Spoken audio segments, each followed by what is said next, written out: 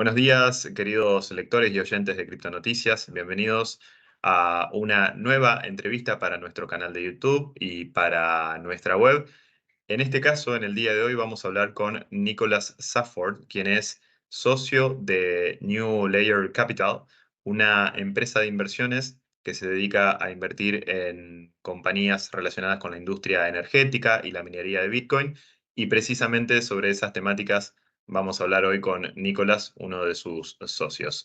Nicholas, welcome and nice to meet you, and it's a pleasure for us to have you here with us. Great to meet you. It's a pleasure to be here. To start the conversation, I would like to ask you first about the beginnings of your career. How did your professional career in the energy industry begin? Sure. So my background is actually in traditional finance. So I started my career in venture capital and private equity, and then I transitioned into corporate M&A. And the private equity work and the corporate M&A work that I did had a focus on energy. I spent 10 years at the world's largest energy company called Saudi Aramco before I started New Layer Capital.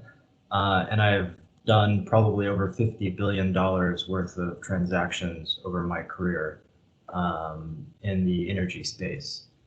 And I got into Bitcoin around 2015, 2016 because of my, I guess, education in finance. I kind of got it from an economics perspective. The whole thing made sense to me because I kind of realized what was going on with the Federal Reserve and money printing, and that issue was clear to me. But I also, from my energy background, that really kind of hammered home that Bitcoin was or is the sort of winner here when it comes to all other cryptocurrencies or even monies. It's intuitive to have a money backed by energy. To me, completely makes sense. So first, it was I realized that something was wrong with the current system that we have. And the second thing was I found Bitcoin and I just researched it extensively and started buying some, and then reading about the money and energy ties. That's sort of how I grasped it. And people like Michael Saylor are really great at explaining how Bitcoin and energy are tied together. I don't do it justice, I don't think. And at which point of your professional career did Bitcoin appeared, and how did you connect both points, Bitcoin and the energy industry? Well, I mean, I think back in 2017, 2018, I started to see models, Bitcoin mining basically becoming more and more of an industrial scale business, from kind of home mining to FPGAs and then to ASICs. Today it's like a huge business. I think $20 billion, $30 billion business. So it's really impacting energy markets, and we're seeing a lot of interesting at New Layer. We're seeing a lot of interesting deals and companies building technology in what I call sort of layer 0, which is kind of energy and computing. It's the layer below the base layer, and the energy and computing layer is really driving everything above it.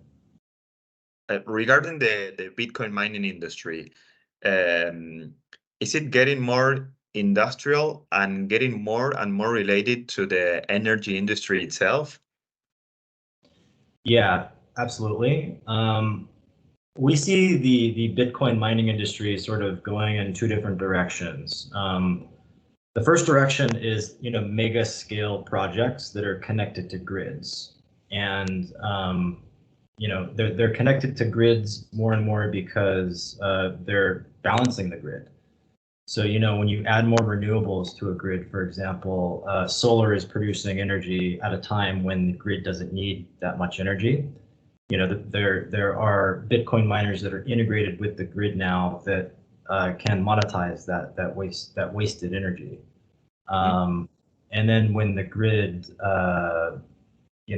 basically requires energy to heat houses or, cool homes in the summer. Right now in America, you're seeing a lot of miners shut off, and they do that to make sure the grid has enough energy to supply that energy to houses.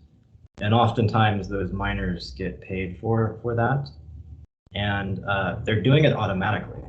They're at first they were doing this stuff manually, but technology is being built to optimize mining operations, to optimize energy intelligence of the mining operations. And so they're starting to do this stuff automatically, where they're able to switch on and switch off within very low latency. So I see grids around the world will probably start integrating mining as like a flexible load or a controllable load resource to balance the grids. And so then you have these like big mega projects being built around the world that are integrated with grids. The other way we see mining going is wide distribution of hash power. Widely distributed hash power, very small scale mining. And so you can think of this, basically every heater in every home in Europe could actually be heated with ASICs inside of it. So it's almost like a 1 kilowatt data center instead of a 1 gigawatt data center, right? So we're seeing, we think that mining will also head in that direction. So you can think of like landfills.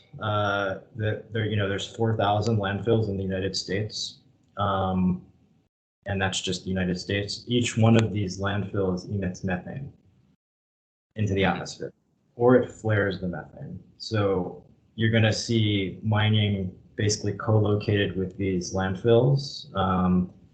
You're going to see it co-located with chicken farms, co-located with cattle farms, agriculture, wastewater treatment plants, anything that emits methane and is flared or emitted. You will see small scale computing operations, I think, co-located there. If it's not economical to basically bring that to generate power and then bring it to the grid, you will have co-location of mining on a small scale at all these little stranded energy sites. Crusoe Energy is a good example of a company that's monetizing flared gas from oil and gas sites. We invested in a company called Vespine Energy, which is doing this landfill gas monetization.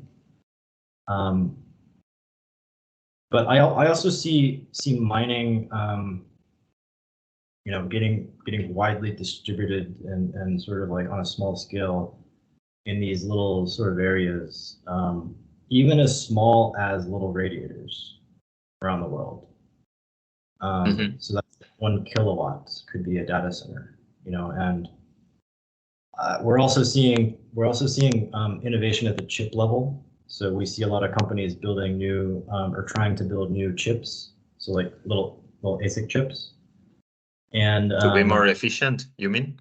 To be more efficient, and the chips today are designed to actually hash all the time. So they're designed to be utilized 100%. or very high utilization rate. Yeah. So like we saw a startup recently that is trying to design a low utilization chip architecture that can be used, for example, at a solar or wind plant where the utilization only happens a couple times every day. Right? So it's even happening at the chip like the chip level where these things are being more optimized. The other thing I would say is what I think is really a big trend that I think will take shape is dual revenue streams in the mining site, right? So you can think of this as the radiator example I mentioned. They're selling the heat. They're not really selling the computing. They're selling the heat to the customer. So they're making money on the heat. Yes. And they're making money on the mining as well in one piece of infrastructure, right? We've seen companies that are doing water purification, and basically they boil water under vacuum with ASICs at a lower boiling point, and so they can purify water. So they sell the water and they make money on the mining, right?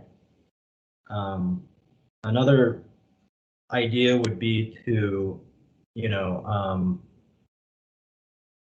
like another company we've seen is combining, if you're familiar with like direct air capture of CO2. Basically you need a fan, and then the fan sucks in air, and it's like a giant filter, and it filters the air coming through the fan. It sucks out the CO2, and then you need to put the CO2 back in the ground, or you can sell it to someone who needs the CO2. And this company is geniusly kind of putting a data center in between the fan and the CO2 capture. So they're cooling the data center while they're also doing another business, maybe an even bigger business than Bitcoin mining. Exactly. So they make money on the data center plus the CO2 or the CO2 credits, right? So these models where you're using one piece of infrastructure, but you're mining plus you're making money somewhere else, doing another thing, finding another service, really. Yeah, it's interesting because it's like a big industry, the Bitcoin mining, that it's developing itself, but it's also giving place to another activities like those that you mentioned that are another ways of making money also, and avoiding fees, for example, because of the methane emissions in the case of United States, and other advantages that the Bitcoin mining it's allowing and developing as the years go by. Absolutely, it's enabling other business models and new business models, from what I see. And regarding the bigger Bitcoin mining companies, do you think that in the future the biggest Bitcoin miners would be those companies that are making and producing their own energy? I mean the energy companies, right? Well, I guess there's different kinds of energy companies. If we're talking about, like oil and gas companies, their expertise is drilling holes in the ground, bringing up oil and gas, and kind of, processing liquids, It's not necessarily downstream of that, which is your power generation and running computers, right? So, but if we're talking about power companies,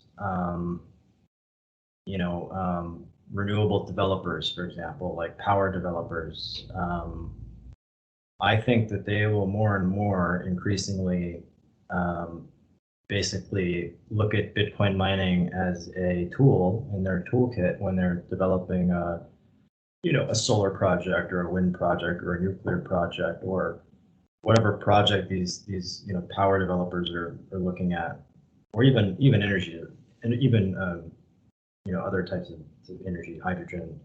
I think they'll look at Bitcoin mining and consider it as a tool in their toolbox to make their project economical.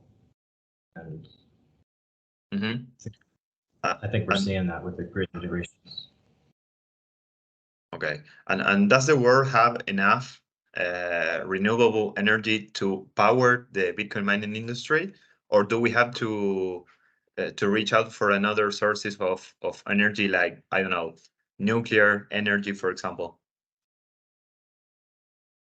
Today, I think there's enough renewable energy in the world to power the whole network. I think the network is like 20 gigawatts or something like that, and there's like 3,000. I mean, I don't know how many gigawatts of renewable energy there is, but there's a Plenty. lot of renewable energy. Well, plenty. I mean, Great. 3,000 gigawatts or something, or 6,000 gigawatts. I'm not sure. But there's And plenty. There's plenty. great, that's good news, actually. But do you think that the Bitcoin mining industry is moving towards the renewable energy in the way that it's expected to do it? Yeah, I mean, it's when it was in China, it was mainly mining on hydro and coal energy. Mm-hmm. And when China banned Bitcoin mining, the hash power picked up and left and went to North America. Mm-hmm. And when it went to North America, you can't like have a coal plant in North America anymore. Like you can't get the permits. So basically, these miners, they started integrating with solar plants and integrating with co-locating with solar plants, and also pursuing models like what Vespine is doing, where they're and what Crusoe is doing, where they're mining with stranded or wasted energy. And when they go and they capture methane from a flare or from a landfill, that methane is no longer going into the atmosphere. So they're not only they're not only abating emissions, but they're reducing they're Yes. reducing carbon emissions. So I think it's not only renewable energy, like co-locating with renewable energy is making the mining industry more green. It's also how they're reducing, they're causing the reduction of carbon emissions by monetizing and generating power from wasted and stranded methane, right? So Exactly. 100, I think Bitcoin can eventually be a carbon negative industry, actually. Mm-hmm. Do you see it in the near future or many years No, in the future? many, that'll take decades to play out Decades. before it's a carbon negative kind of. Yeah, I think they'll, if Right. ever, it'll take a long time. Okay. In Latin America, we have there are many companies related to. Yeah. Sorry. Well, I wanted to say there are ways to make Bitcoin carbon neutral using carbon credits. So Mm-hmm. if like this is another company that we invest in, but if you're a sustainable Bitcoin miner, so you're mining with renewable energy, there are ways where you can receive a credit for every Bitcoin that you mine that's green, and then that credit can be sold to an asset manager who holds Bitcoin on their balance sheet and wants to say that their ETF is green ETF, or differentiate their ETF in some way. They can say, oh, my ETF is green or 20% green or something like that. Yeah.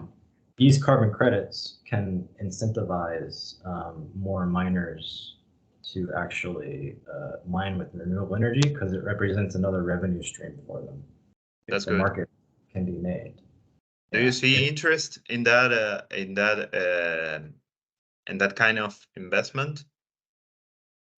I think the ETF providers and holders of Bitcoin, as long as there's skepticism and the media is, always, whether it's right or not, I'm not making a judgment there, but I think we know how I feel about it, but the media is always attacking Bitcoin for being, bad for the environment, right? And so, I think basically, these carbon credits could be a way to counter that attack. But so like an ETF provider could basically. I don't think it's going away. The arguments about Bitcoin being carbon negative, carbon positive, right, or environmentally unfriendly. I don't think those arguments are going away. So I think if those arguments are not going away anytime soon, then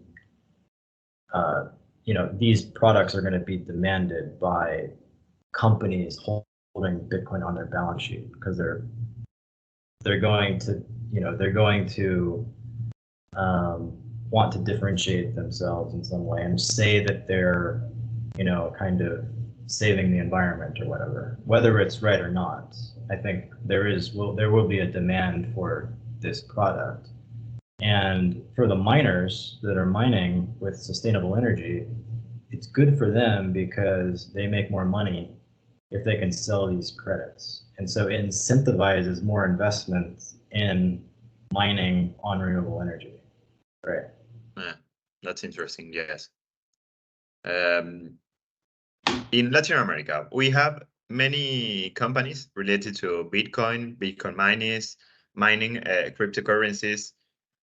What's New Layers Capital perspective about this region, and which is the potential do you think it has? I think it has huge potential.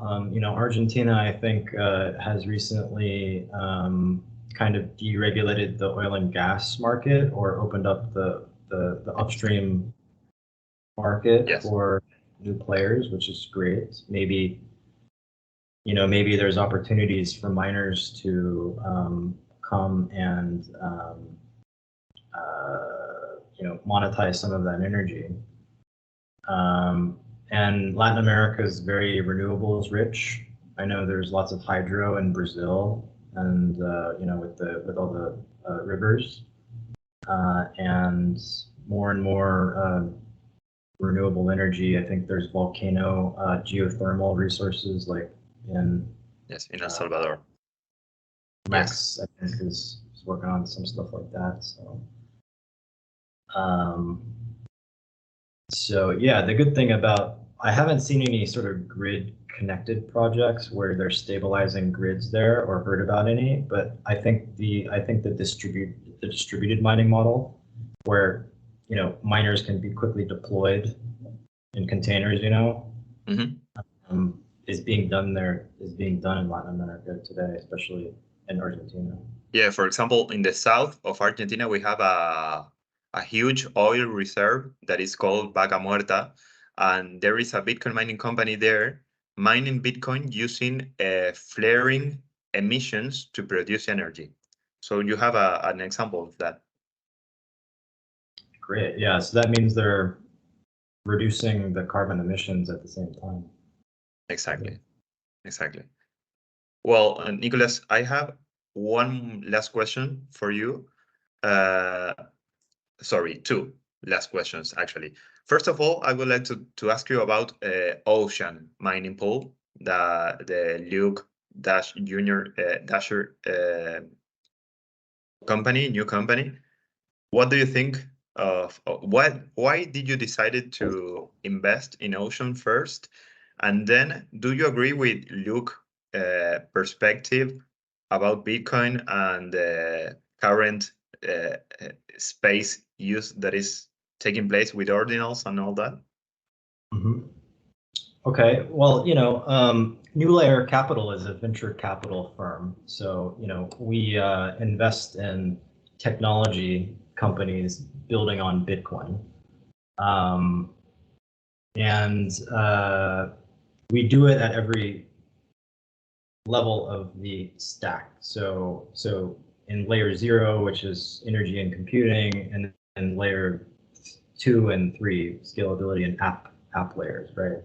Ocean is what I would put in the layer 0 part, because they're a pool for mining. And I think we agreed with Ocean that there is a problem with mining with pools today, where 85% of hash rate is controlled by the top 5 pools. Mm-hmm. So you have like really bad centralization, and I think 99% of the hash rate is controlled by 11 entities. 11 entities. Insane, yeah. Yeah. So we, agree with philosophically with what Ocean is trying to do, and they are trying to decentralize Bitcoin mining by allowing miners to design their own block templates, and they're also building a liquidity marketplace on the Lightning Network, where if you're a small miner and you have to wait normally like months to get your money from a pool, they are building a liquidity marketplace where you can sell your shares in the pool immediately and get that Bitcoin in your wallet instantly, right? And Ocean has a phenomenal team. Every pool would want to hire Luke Dasher. And so they also have Jason, which basically hacked the Tesla car, and Elon Musk was like on the floor. He hacked the Tesla car, it moved, and then like Elon Musk called the guy, and so they have the first guy to hack a Tesla car. So they have a phenomenal team, which we liked. And if the idea, we're venture capital firms, so we also look at the financial, return possibilities of something like this, and we think that they can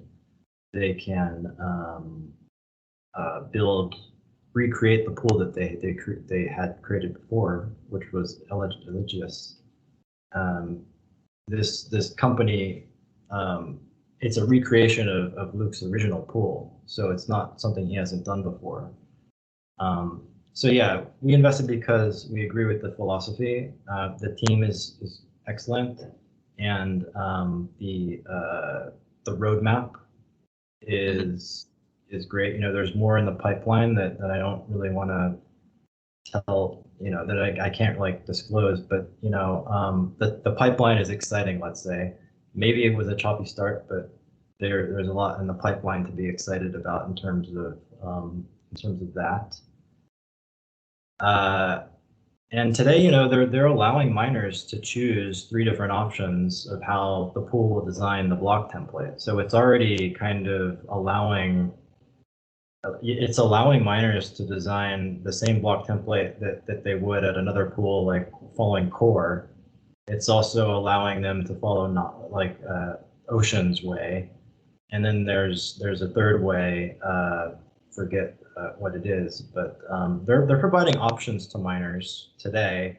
It's only going to get better than that when the next phase comes in 2024, and then the liquidity marketplace comes later this year. So that's why we invested and why we like Ocean. On the ordinals, so I think I'm not for or against ordinals. I would say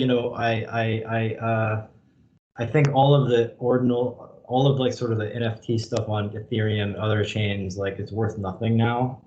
So honestly, I think Bitcoin is working as it should normally. It's gonna price out the ordinals, I think, eventually, as if it becomes like a